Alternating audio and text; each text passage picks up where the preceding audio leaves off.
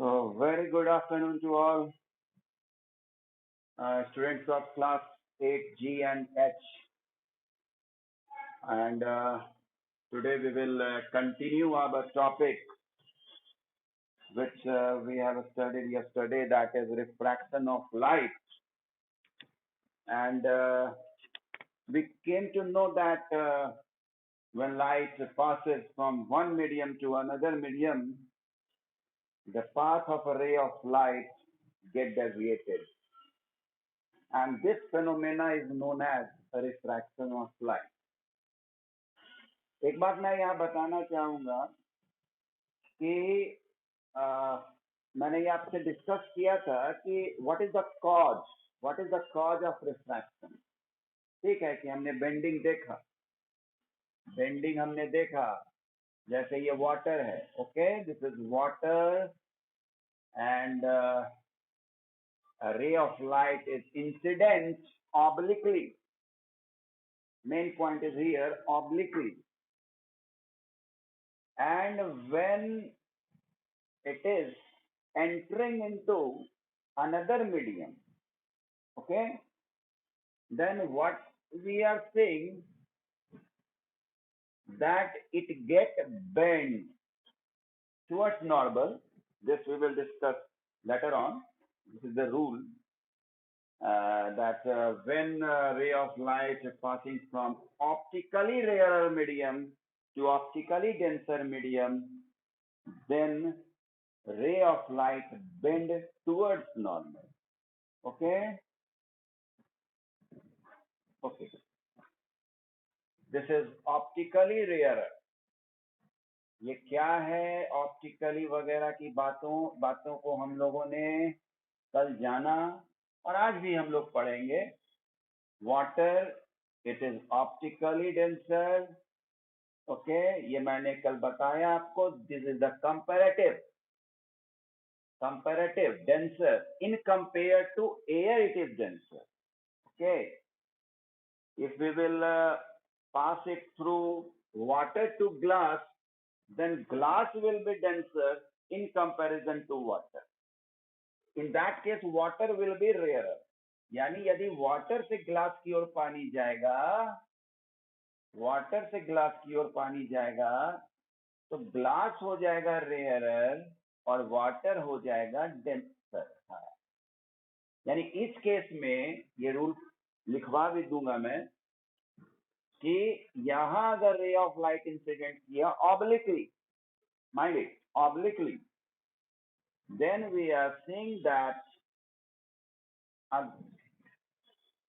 the ray of light, oh, I am writing wrong, this is denser, oh sorry, very sorry, this is denser and this is rare. मैंने गलत लिख दिया था बच्चा, यहाँ water और ग्लास का कंपेयर किया था तो ग्लास डेंसर ये मैं समझा रहा था, मिस्टेक हुआ। और आप म्यूट हैं, अगर आप बोलना भी चाह रहे होंगे तो अफसोस है ना। This is the difference between offline class and online class. अगर ये ऑफलाइन क्लास रहता तो ये गलती मेरे से नहीं हुई होती, आप तुरंत चिल्लाते सर दिस इज। तो यहां भी मैं पाऊंगा कि towards normal, okay. And when light is incident from denser to rarer, then we will see that the a ray of light get deviate away from normal. Okay. Yes. So, okay, we are saying that if the medium is different, then we are finding that light is getting deviated. Okay. But why it is so? The reason is speed, change in speed of light. इसको आप ऐसे समझें कि क्यों bend कर जाता है। आप एक साधारण भाषा में इसको समझें, ओके, कि मान लिया आप किसी रास्ते से जा रहे हैं, ठीक है, पहले ट्रैफिक बहुत स्मूथ था। मान लिया आप किसी रास्ते से जा रहे हैं, ट्रैफिक बहुत स्मूथ था, आप आराम से जा रहे थे। लेकिन उसके बाद देखा क्या कि आदमी वगैरह बहुत है, भीड़ भाड़ बहुत है, ठीक है। डेफिनेट है कि आपका स्पीड जो होगा वो चेंज हो जाएगा, यानी आप थोड़ा स्लो डाउन हो जाए, ठीक। और आपको घर पहुंचना है, लेकिन आपका स्पीड क्या हुआ, कम हो गया है। तो आप क्या कीजिएगा, थोड़ा शॉर्टकट रास्ता अपनाइए, है ना। शॉर्टकट रास्ता अपनाइएगा।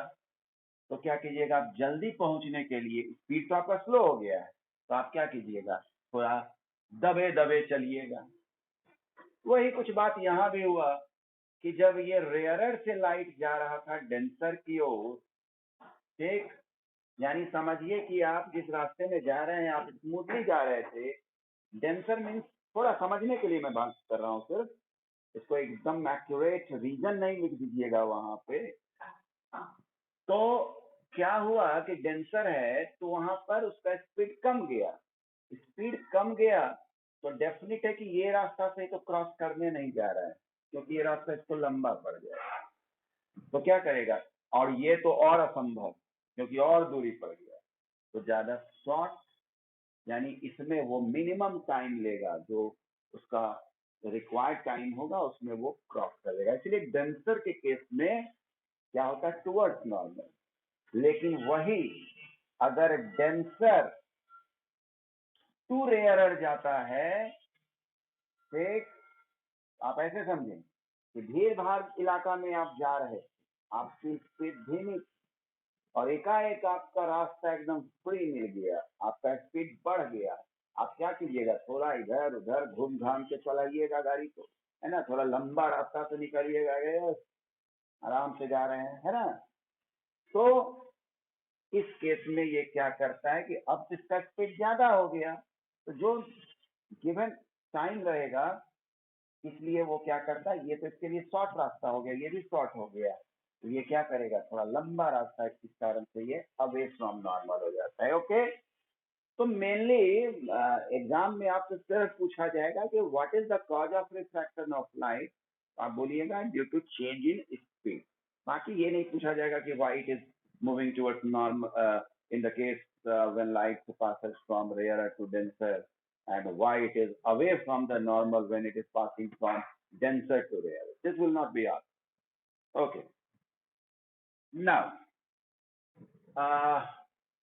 अब यहाँ पर बात होता है कि ये change in speed of light के कारण ही इसी को हम लोग इंडिकेटर मान लिए हैं to measure which medium is optically denser and which is optically rare. बात मेरा सुनिए ध्यान से कि change in speed of light को मैंने मान लिया आज से, क्या चीज को मेजर करने के लिए, कि विच medium is optically rarer and which is optically denser. यानी ये तो डेफिनेट है कि speed of light in vacuum, vacuum के स्पेलिंग पे गौर कीजिएगा, VACUM होता है, ज्यादातर बच्चा VACCUM लिख देते हैं, गौर कीजिए VACUM। Okay. The speed of light in vacuum 3 into 10 to the power 8 metre per second होता है, ठीक है बच्चा। ये तो मैक्सिमम स्पीड हो गया, है ना। मैं पाऊंगा कि यदि स्पीड ऑफ लाइट, ठीक है, स्पीड ऑफ लाइट, एक कोई मीडियम मैं ले लेता हूं, जैसे मान लिया वाटर में स्पीड ऑफ लाइट लगभग approximately, not accurate, 2.25 into 10 to the power 8 metre per second, ये है, ठीक। और ग्लास में इसका स्पीड है अप्रोक्सीमेटली 2 रखिए, 2 into 10 to the power 8 metre per second. तो यहाँ पर मैं क्या देख रहा हूँ कि किसमें ज्यादा स्पीड है लाइट का, तो मैं देख रहा हूँ कि वाटर में कुछ ज्यादा है, कुछ क्या बहुत कहेंगे, क्योंकि 10⁸ का मामला है। आपको लगेगा कि अरे तो मात्र 0.25 ज्यादा नहीं, 0.25 इंटू 10⁸। तो इसमें स्पीड ज्यादा है, इसमें स्पीड कम है, ठीक। तो जिसमें स्पीड ज्यादा होगा उसको मैं कहूंगा optically rarer, optically rarer medium.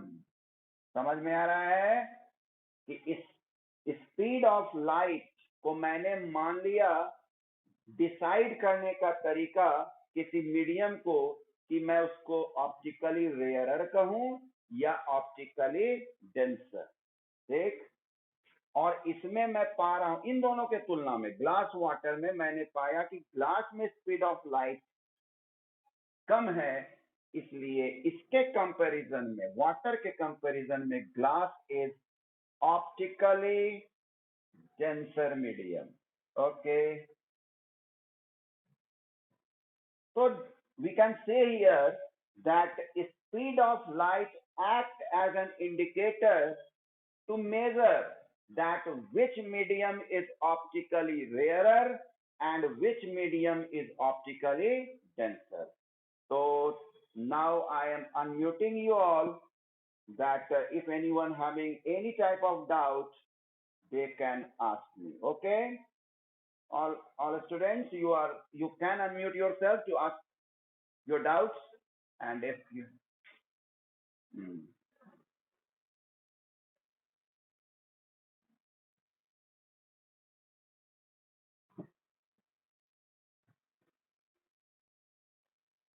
Yes, देखो हाँ सुन, हाँ ये आपको डेटा दिया रहेगा, ठीक है।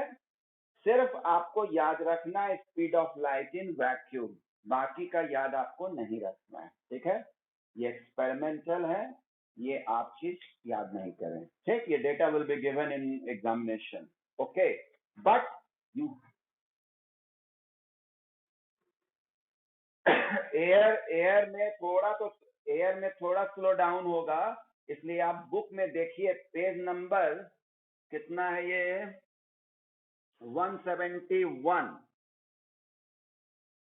है ना, 171 देख रहे हैं। और आप डेटा में देखिए वहां कि वैक्यूम में लिखा हुआ है 3, लिखा हुआ है ना, वैक्यूम में लिखा हुआ है 3, लेकिन एयर के केस में ऐसे एक सिंबल दे दिया गया है इस तरह से, तब लिखा गया है 3।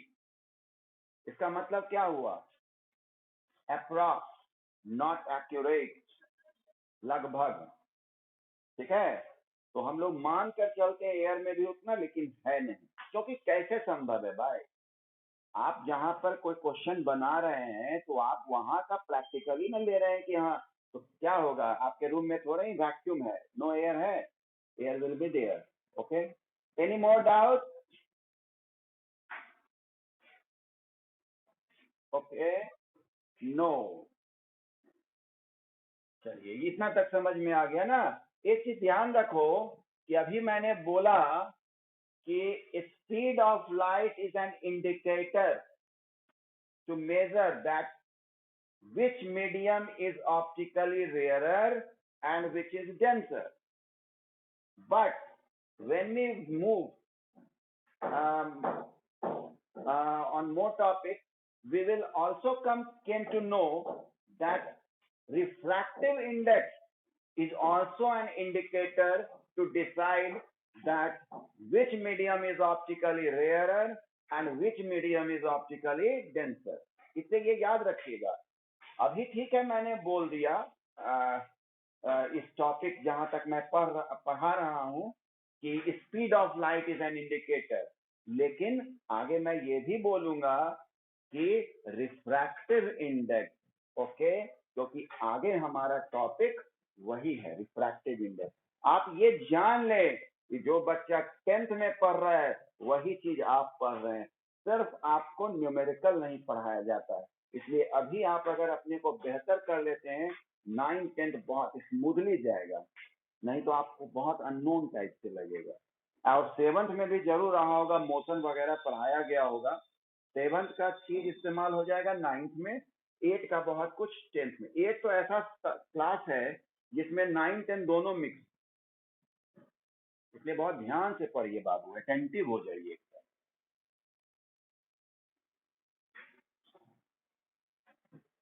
हाँ, अब कल मैंने आपको बताया था कि स्विमिंग पूल में जब आप अपना पैर रखते हैं, पानी है, या मैंने बोला था कि जब आप पूजा करते हैं छठ में और घाट जाते हैं जहाँ पानी थोड़ा साफ सुथरा है और सीढ़ी बना हुआ है, तो आप जब उस पे पैर रखते हैं तो हो सकता है कि आप अगर सावधानी नहीं बरते हो तो जिस सीढ़ी को आपने एक्चुअल समझा था और उस अंदाज में आपने पैर रखा होगा तो आपको झटका महसूस हुआ होगा। This is why, because water, वहां पर क्या हुआ कि रे ऑफ लाइट जो है वो वाटर से एयर होते हुए आपकी आंखों में जा रहा है।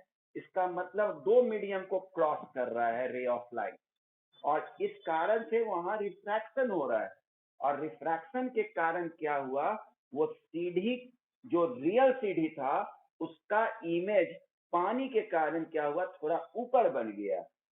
यानी आप इमेज देखते हैं सीढ़ी का। स्विमिंग पूल में अगर कभी मौका मिला हो स्विमिंग करने का, तो वहां का भी बॉटम जो होगा वो थोड़ा ऊपर उठा हुआ रहेगा, आपको पता नहीं चलेगा। आप जब उस एहसास से कूदिएगा तब आपको लगेगा कि आप और नीचे हो जाइएगा, तब लगेगा कि वो तो इमेज है, क्योंकि ऐसे तो तुम जो देख रहे हो वही तुम्हारे लिए रियलिटी। Okay okay. अरे यार, यस यस बोलने में इतना कंजूसी, ओह।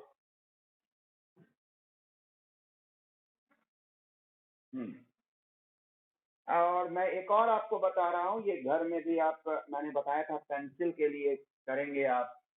जैसे मान लिया एक रॉड ही मैंने रख दिया है, ठीक है, और ये ग्लास ट्रांसपेरेंट आपने लिया, तो क्या होगा कि ये पेंसिल तो आपने रखा है ना, आपको बेंडिंग एपियर होगा। ये बेंडिंग इसलिए एपियर होगा, पानी रखा है, जहाँ से पानी है वहीं से बेंडिंग एपियर होगा। आप इसको मान के चले कि मैं सिर्फ एक पॉइंट को ले रहा हूं, उससे रे को दिखा रहा हूं। यहां से रे गया, ठीक, यहां से रे गया, ये नॉर्मल है बाबू। इंटरफेस के परपेंडिकुलर जो गिराते हैं that is normal. And away होगा कि टुवर्ड्स होगा, अब रे जो निकलेगा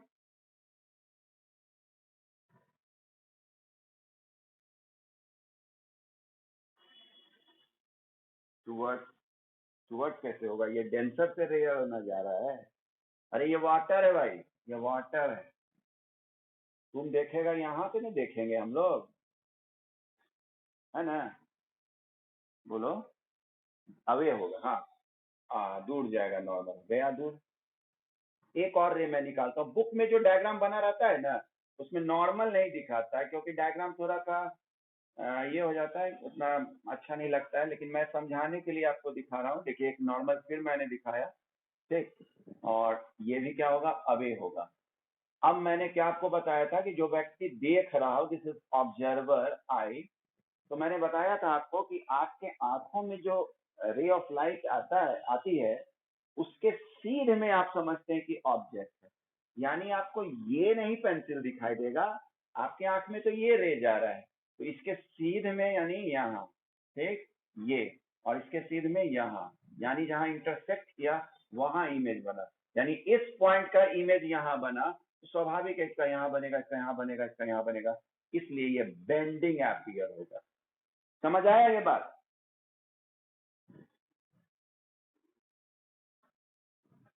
हाँ? क्या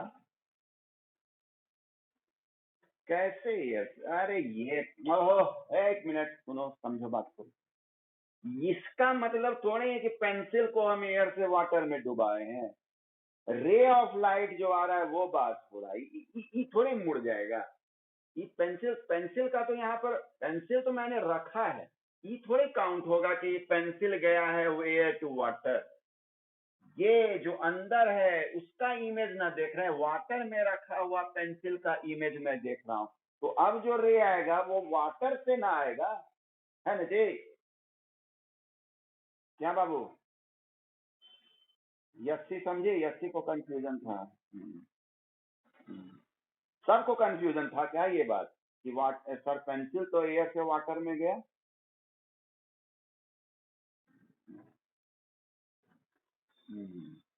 पेंसिल को नहीं मानना, तब तो बेचारा पेंसिल ही मुड़ जाएगा। ठीक है, अगर ऐसे सोचिए, जैसे तुमको मैं बता रहा हूँ, कंफ्यूजन दूर कर लो कि अगर तुम पेंसिल को सोचने लगो कि एयर टू वाटर जा रहा है और ये मुड़ जाना चाहिए क्योंकि डेंसर में जा रहा है, तो we are studying light not pencil, है ना? Yes, okay. डायग्राम यही है बाबू कि डायग्राम दोबारा उसमें गंदा हो जाता है। ठीक है, मैं फिर से बना देता हूँ। देखो, ये मैंने क्या किया, ये वाटर लिया, दिस इज वाटर, आ रहा है ना पूरा? हाँ, और ये पेंसिल लिया, ओके। अब पूरा, ये कल भी मैंने बताया था कि पूरा लाइट तो गिर रहा है, लाइट नेचुरल लाइट आ ही रहा है। अब वो फिर लौट कर आता है तो हम लोग को दिखता है। अब मुड़ के आ रहा है कि सीधे आ रहा है, depend upon what is their condition. Now I have to mute because some sound is coming. Okay. So this is the point object, और आप इसका पेंसिल का इमेज देख रहे हैं। तो पेंसिल का इमेज देख रहे हैं, यानी पेंसिल पे जो लाइट गिर रहा होगा, ये जैसे ऊपर ही बल्ब है तो लाइट गिर रहा है, और वो लाइट रिफ्लेक्ट होके, रिफ्लेक्ट मैं वर्ड यूज कर रहा हूं, रिफ्लेक्ट, बाउंसिंग बैक हो रहा है। लेकिन चूंकि मीडियम अब वाटर टू एयर जा रहा है, तो वहां क्या हो गया? रिफ्रैक्शन। तो जब ये रे ऑफ लाइट गया, एक गया, ऑब्लिकली ही दिखाना होगा, क्योंकि ऑब्लिकली लाइट गिरेगा तो ही बेंडिंग होगा, ये भी बात याद रखिए। ये बहुत इंपॉर्टेंट बात मैं बोल रहा हूं। when light will be incident obliquely, then only bending phenomena will occur. Okay. For example, here it is away. Okay. Now this is also away. फिर मैंने क्या बताया कि आपके आंखों में रोशनी गई, जो रे ऐसे गया, तो ये व्यक्ति को, जो हमारे आंख का एबिलिटी है, वो समझता है उसके सीध में ही अब सोर्स, तो वो समझा कि पेंसिल यहां है, यानी इस पॉइंट का इमेज यहां बन रहा है, तो सारे का थोड़ा थोड़ा ऊपर बन जाएगा, यानी पेंसिल यहां से मुड़ा हुआ दिखेगा। अब समझ में आ गया होगा। नाउ मैं पूछ लेता हूं तभी कंफर्म होने के लिए, तो फिर मेरे प्यारे बच्चे अगर दुविधा में हो तो पढ़ाई अधूरी है। Okay, okay, clear? यस। और मैं बताना चाहूंगा कि बुक में क्या होता है कि ये नहीं बना रहता है, नॉर्मल नहीं बना रहता है, ताकि वो थोड़ा साफ सुथरा फिगर दिखाना चाहता है, वो सीधे तुमको बेंडिंग दिखा देता है। लेकिन मैं आपको यहाँ क्लियर कर दिया नॉर्मल ड्रॉ करके, वो ये नहीं, नॉर्मल नहीं बनाता है। ठीक है, ओके श्रेया कुमारी। ओके, आज कुछ प्रॉब्लम आ रहा है स्नैप पे ना। स्नैप पे बहुत सारे बच्चे कंप्लेन कर रहे हैं कि लॉगिन नहीं हो रहा है। तो एक नोटिस अभी आया है, शायद वो मेंटेनेंस के लिए स्नैप वाले 24 आवर लेंगे अभी। तो अगर किसी को डिफिकल्टी हो रहा है तो हाँ ठीक है, इसलिए मेरा पार्टिसिपेंट की संख्या बहुत कम दिख रही है, जबकि मैंने कल लिखा था कि अगर 65 से लेस होता है तो मैं पेरेंट्स से कंसल्ट करूंगा, लेकिन आज मुझे 30 ही दिख रहा है, तो आज तो टेक्निकल एरर है, इसलिए they are excuse, but tomorrow if there will be less than 65 students तो मैं पेरेंट्स को कॉल बाय फोन कॉल करूंगा। देखो एक्चुअल बात क्या है ना, हाँ तो ठीक है। Now come to another topic.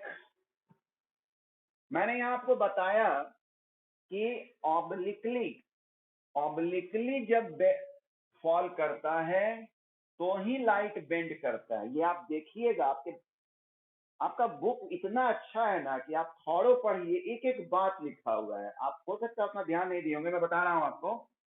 Page number 169, page number 169 देखें और वो इस पे भी गौर करें, एकदम लास्ट में बॉटम में मेन चैप्टर से अलग हट के वो लिखा है कि अगर ray of light obliquely fall करेगा तो ही बेंड करेगा। ठीक, ये बात लिखा है ना, वो पढ़ रहे हैं आप? हाँ, और साथ में ये लिखा है यदि आप नॉर्मली गिराते हैं यानी सीधा गिराते हैं, there will be no bending, वो सीधा ही रह जाएगा। ठीक, लेकिन refraction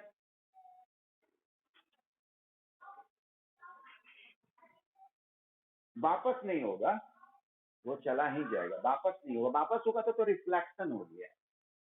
So when ray of light falls normally, then there will be no bending. But the basic cause of refraction is happening there. That is what? Change in speed तो हो ही रहा है ना जी मेरे बच्चे? चलिए आगे बढ़ते हैं, आगे बढ़ू मैं। चलिए, now we will study refractive index। Refractive index, मेरे हिसाब से रिफ्रैक्टिव इंडेक्स ही तो मेन चीज है। ठीक, मेन चीज तो रिफ्रैक्टिव इंडेक्स ही। क्या है रिफ्रैक्टिव इंडेक्स? तो एक्चुअली क्या हुआ कि सीधी बात है, ये रिफ्रैक्शन तभी हुआ जब रे ऑफ लाइट एक मीडियम से दूसरे मीडियम में गया। तो ये भी हमने पढ़ लिया कि speed of light in medium 1 will be different in respect of speed of light in medium 2। Okay, तो क्या किया गया, एक रेशियो लिया गया, speed of light in vacuum to that speed of light in any medium। इस ratio को, ये तो कांस्टेंट ही ना रहेगा भाई, ये तो कांस्टेंट ही ना रहेगा। कांस्टेंट मतलब हमेशा बराबर। जैसे मान लिया वैक्यूम में स्पीड ऑफ लाइट हमेशा 3 × 10⁸ होगा, और ये भी तय हो गया कि ऑर्डिनरी ग्लास अगर है ना, तो उसका स्पीड हमेशा 2 × 10⁸ होगा। तो ये कांस्टेंट वैल्यू देगा ना भाई, हाँ या ना? Yes sir. इस कांस्टेंट वैल्यू को क्या बोला गया? Refractive index. ओके, मैं आपको बताना चाहूंगा क्लास 10th में रिफ्रैक्टिव इंडेक्स का सिंबल इस्तेमाल होता है n, लेकिन मुझे खुशी हुई कि क्लास 8 में एकदम सही सिंबल इस्तेमाल किया गया है, दैट इज म्यू। म्यू इसका नाम होता है, इसको म्यू बोलते हैं, म्यू। म्यू